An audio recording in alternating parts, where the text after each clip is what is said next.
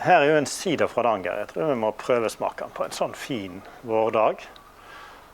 Og se om det... Den er litt sånn lett brusende. Skal det med? Og da liksom tradisjonen med sider er jo bruk om våren. Men vi som har jobbet litt med sider nå, vi ønsker jo at sider skal vi ta i bruk hele året, og til ulike matretter også. Og sider har en lang tradisjon i Hardanger. Faktisk var det en industri for 100 år siden, fra 1890 til 1920, til og med eksport til Danmark og Tyskland. Men så kom forbudstida og vinmonopolet i 21, og da gikk han ned i kjellerne og har vært der fram mot 1990-tallet og rundt 2000. Da begynte noen å ta den opp på bordet.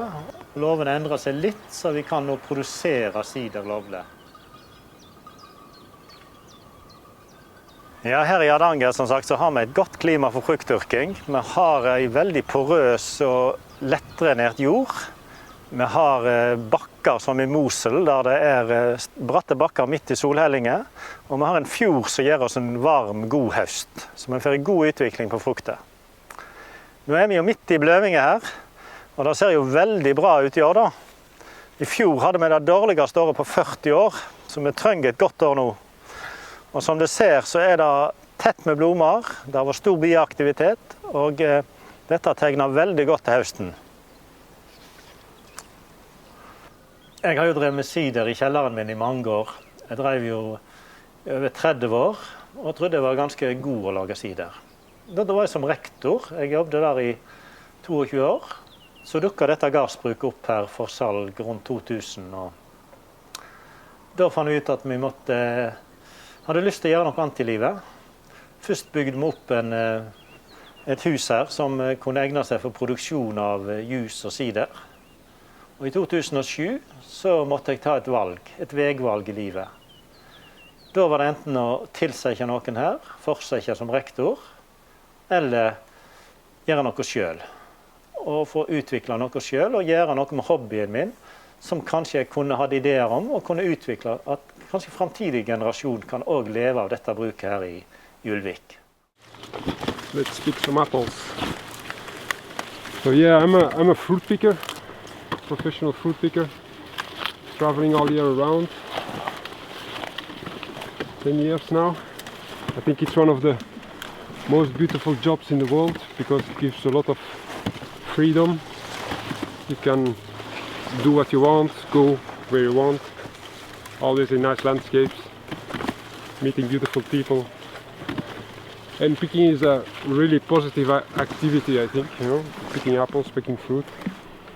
And it's like a dance, you know, I love it. It's great. It's like moving and like some acrobacy, you know. And once you get the rhythm, you can't stop. I like it.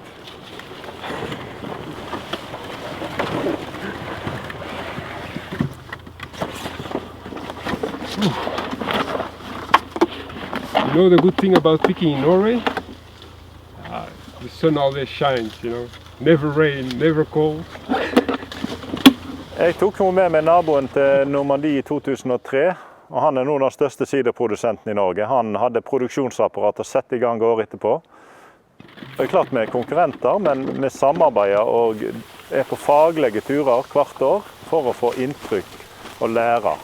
Det er jo som i vinverden eller i Normandie eller hvor du er, at en sider fra Hardanger er ikke en sider fra Hardanger. Det vil variere fra gard til gard, der den bonden legger vekt på sine sorter og sine smaker.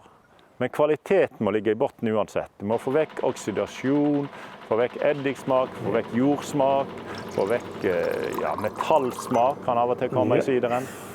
Og det er viktig å lære, de dårlige smakene. Ja, her nå er det råsaft. Dette er til Gravenstein. Den var fin og god smak på. Før da preste vi om høsten. De epler som ikke var brukende til å selge. Så setter vi det på ballonger, glasballonger eller treanker, og så venter vi til våren, og så smakte vi. Nå bruker vi stål, vi kan gjøre rent, vi meler saftet, vi tenke hva alkoholprosent vi vil ha til slutt, hva restsukker vi har, og så tilsetter vi sukker. Og meler da utviklingen annenhver måned utover. Så vi føler mye mer med og har mer kontroll over prosessen, og det er veldig viktig. Så den er helt i starten nå, og et godt utgangspunkt for en god sider.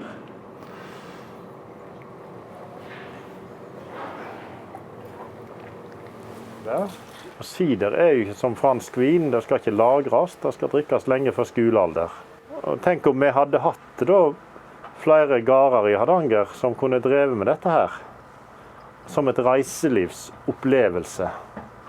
Altså ikke bare produksjon, men hatt en liten produksjon som var lovlig, og kunne hatt opplevelser for turister, og kunne komme rundt og besøkt sånne gårder.